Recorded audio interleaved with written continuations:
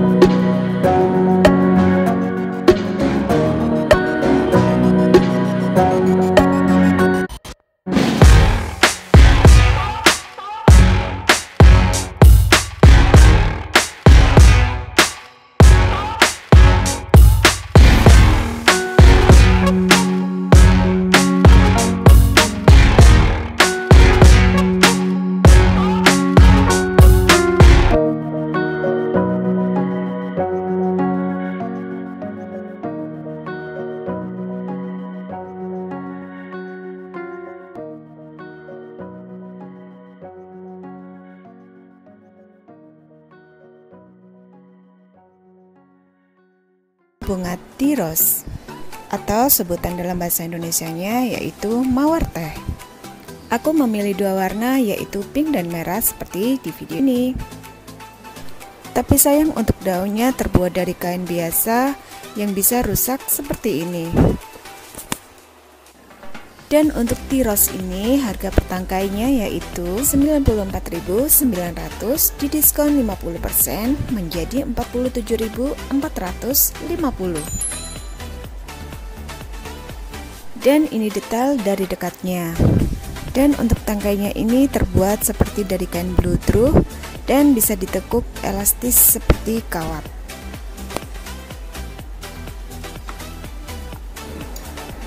Dan untuk jar ini aku gunakan sebagai vasnya.